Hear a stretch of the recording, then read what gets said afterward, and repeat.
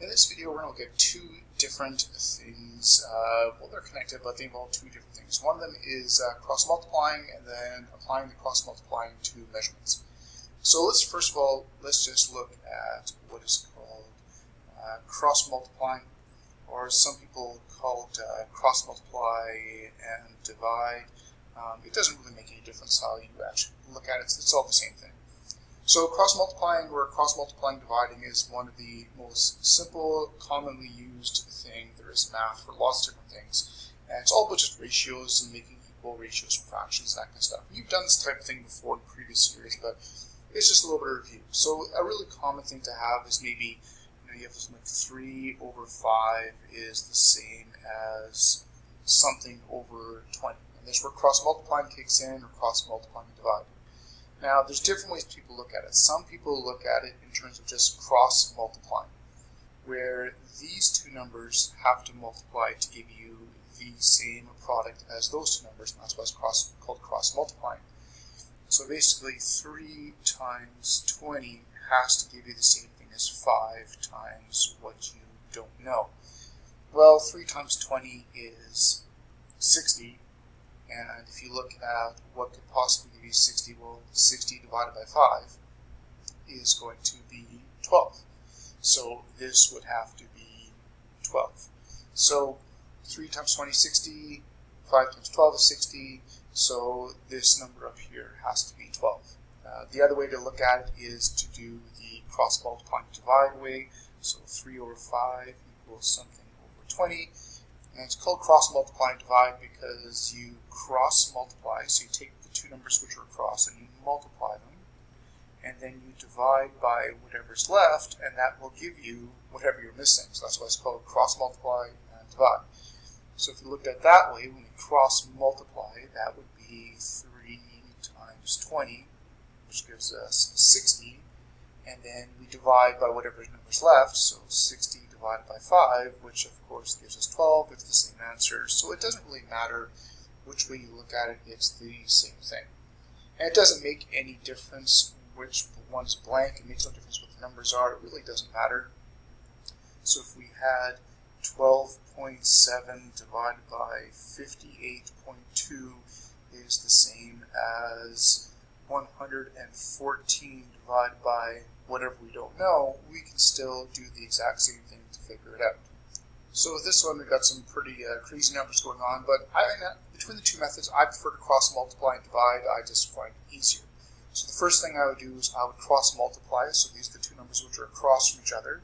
So I would multiply 114 times 58.2, and if I multiply those two numbers together, you will get about 6634.8. And then I have to divide by whatever's left, so I multiply those two together, and now I will divide by whatever's left. So I'm going to do 6634.8 divided by 12.7, and if I do that, I will get 522.4, so this is 522.4. Now, most people, when they do this, they don't show all this work. I mean, you just grab your calculator, cross-multiply, and divide, and you get whatever you're missing. So this is a pretty relatively easy-ish math thing people have been doing. I mean, you guys have probably been doing it for a while already, but this is just a review of what that's about. Now, a really, really common application for this type of stuff is unit conversion. And units have to get converted all the time, whether it's money or speed or distances. We convert units all the time, and cross-multiplying and dividing is typically the way it's done. Now, honestly, most people just use an app or a program to convert between one thing to another, but this will show you what the apps and the computers and whatever else are actually doing when they actually calculate the different things for you.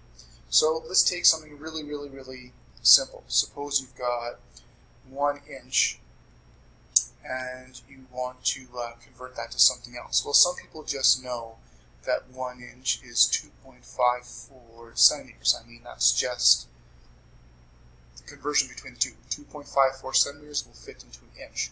So we can apply this to the whole cross-multiplying idea. What if I want to know how many inches, maybe I've got 100 centimeters, and I want to know how many inches that is. Okay, well, I can set up a cross-multiplying thing in order to help me figure this out.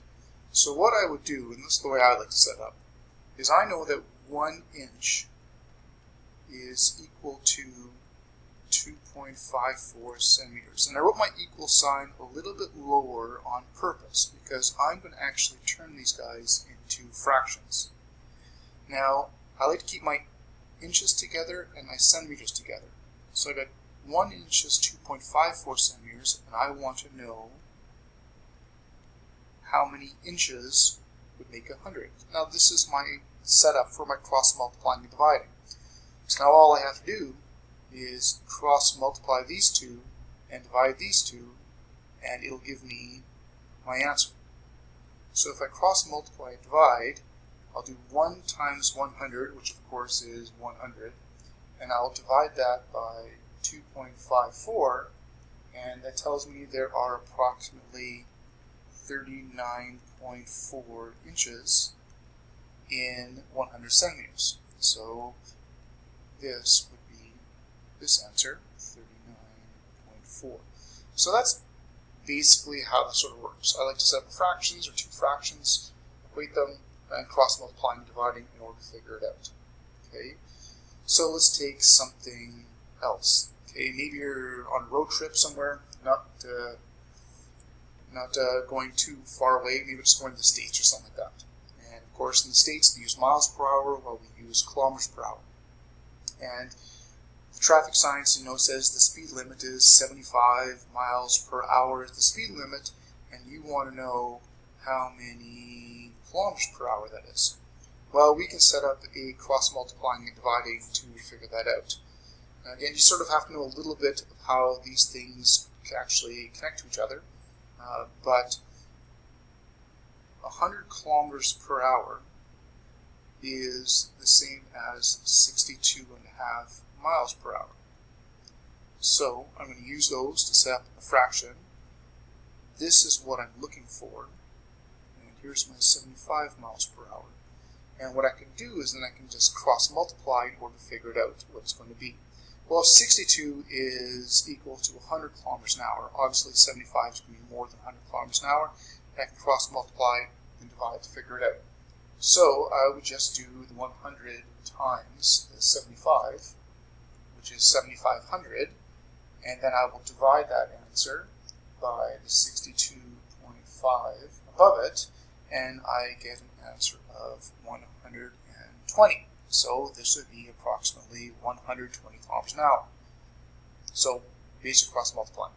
Okay, let's try something else. Maybe you are going on a trip to Europe or something, convert some money. Okay, converting money is a really, really, really common thing to do when you go on a trip to a different country. Okay, maybe you're going to go to Europe and need some euros. Okay, well, $1 Canadian, it changes, but it's typically around 64 or 0.64 euros. Okay, and suppose you've been saving up money, and suppose you have $1,500 Canadian that you've saved up, and you want to know how many euros it's going to get you. Well, we can use cross multiplying to figure out how much that would be. Okay, so you know that $1 Canadian is equal to 0.64 euros, and you've saved up $1,500 in order to go on your trip, and you want to know how many euros you can actually get with that. So we'll just do some cross multiplying. Okay, so I'm going to cross multiply the 0.64 times 1,500, and then I'll divide that. So those two multiplied together gives you 960, and then I will multiply those two, 960, divide that by 1, which is really, really simple. So you end up with 960 euros. So it'll be 960. And this is how we can use cross multiplying to solve conversion problems, whether it's distances or speeds, money. It's used for feet to meters and a whole bunch of other stuff. And again, most people just use apps or a program for this type of thing, look it up on a computer, but this is the calculation that's actually being done in the actual processor to actually figure this type of stuff out. And especially when it comes to measurements, really common. Inches and centimeters go back and forth, kilometers and miles go back and forth, feet and yards and everything else. Like it's used for tons of different stuff. And that's the basic idea of how cross multiplying can be applied to unit conversions and stuff like that.